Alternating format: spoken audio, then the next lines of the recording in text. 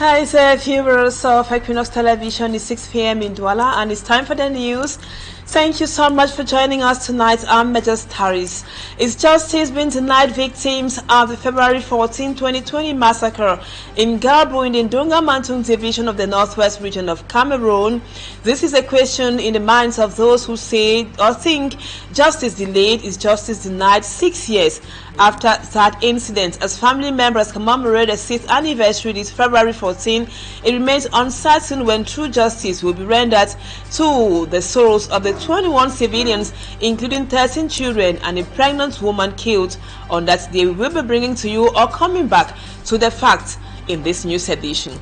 And the corpses of the DO for Galim Tinyere, his wife, and 3 of their children were retrieved from the mortuary in Gaundere amidst tears, sorrow, and wailing among family members and loved ones. The entire family almost perished in the fire incident, but for 2 of the kids who miraculously survived. Our reporters are in Gaundere, and they will be telling us more in this news edition. Plus, this good news from the Archdiocese of Bamenda: the Holy Father Pope Leo XIV appoints Reverend John Baronu Tata as auxiliary bishop of the Bamenda Archdiocese. Reverend Tata was recently kidnapped in Dop and stayed in captivity for some time before he was released. We take you to the Archdiocese of Bamenda in this news edition. Viewers, those are our lead stories.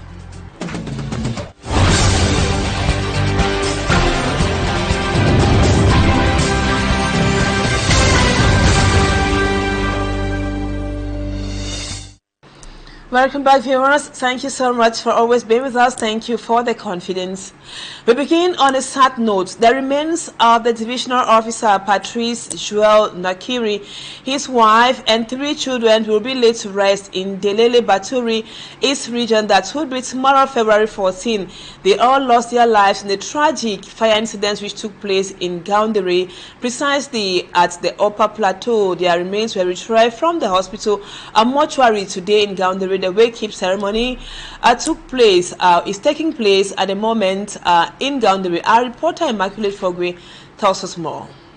A somber mood enveloped Gaundere's Regional Hospital as authorities, colleagues and loved ones bid farewell to Divisional Officer of Ngalim Tinyere Patrice Joel Nariki, his wife and 3 children, victims of a devastating house fire on January 23rd to 24th. During the Requiem Mass, Bishop Emmanuel Abbo of Gaundere conveyed a message of hope, urging those present to find solace in God. Only God can bring through consolation to all those who knew Patrice.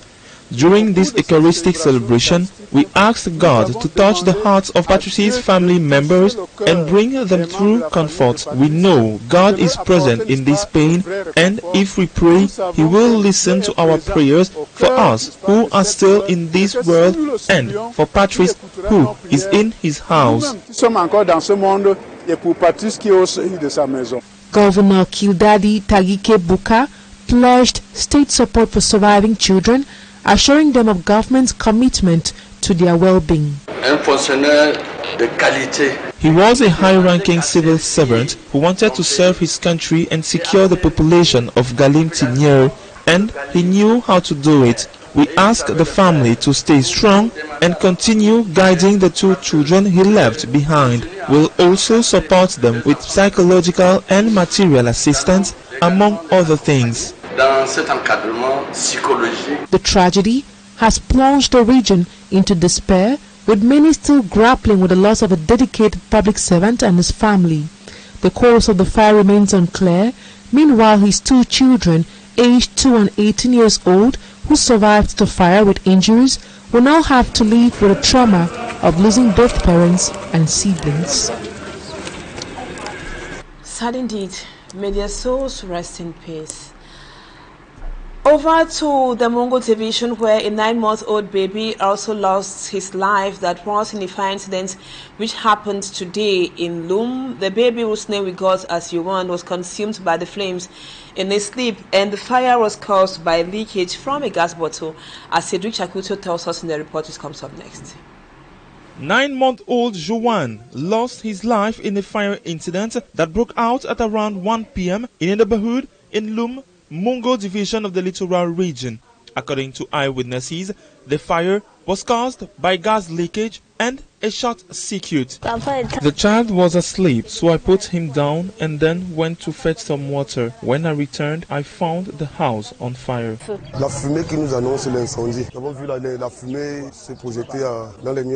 It was the smoke that alerted us. When we arrived, we found people already there. At the last minute, we were told there was a 9-month-old baby in the room. Unfortunately, there was nothing we could do. The flames had already consumed everything, and we found the child's intestines on the bed.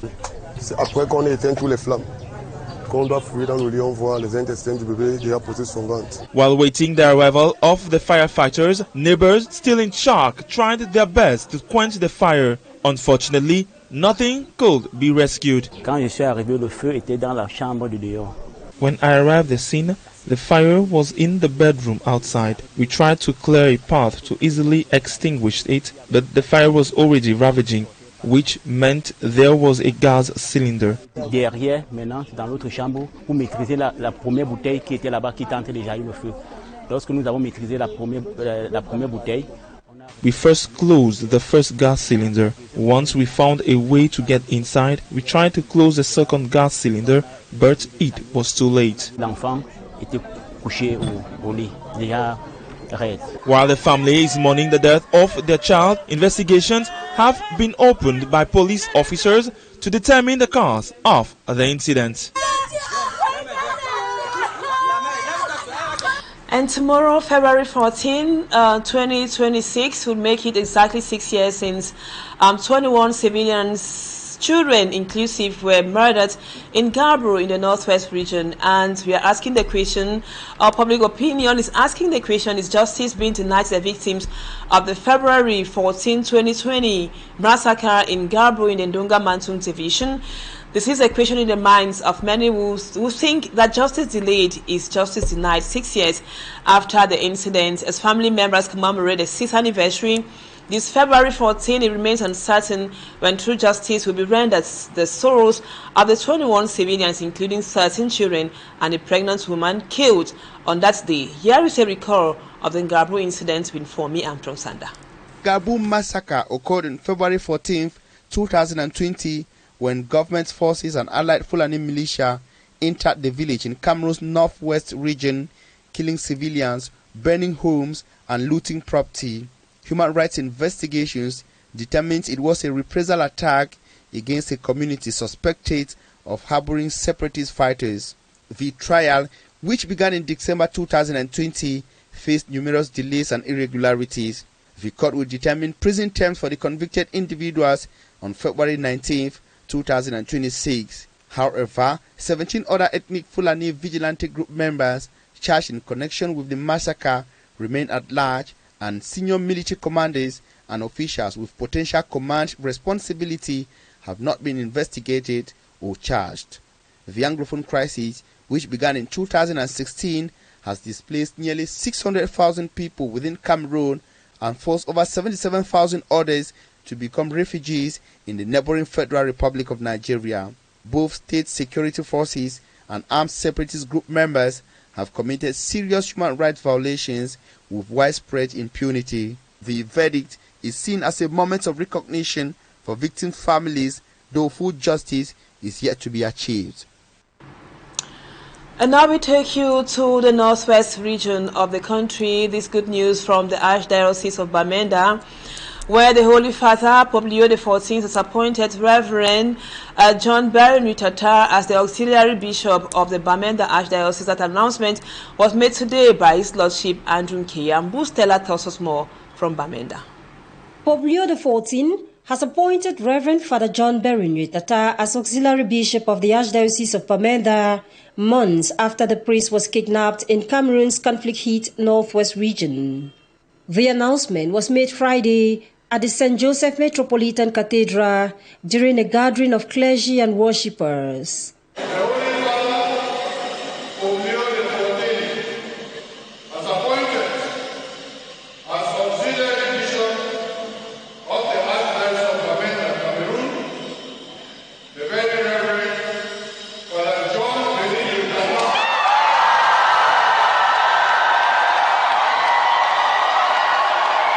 Father Berinui was abducted in November 2025 while returning from a church-related event in Dub.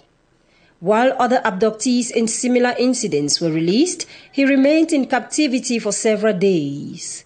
His continued detention prompted action from Archbishop Andrew Nkea, who ordered the closure of Catholic institutions in the area and issued an ultimatum demanding the priest's release. Days later, Father Berinui was freed. The circumstances surrounding his release were not publicly disclosed. This appointment has been welcomed by many Christians in the region, who see it as a sign of resilience and faith amidst years of violence linked to separatist unrest, but analysts say the case also highlights ongoing security challenges, with kidnappings and attacks continuing to affect civilians and religious leaders. Father Berinui is expected to support pastoral and administrative work in the Archdiocese of Bamenda as the church continues to navigate the impact of the conflict. Congratulations to the prelate. And now on to something else.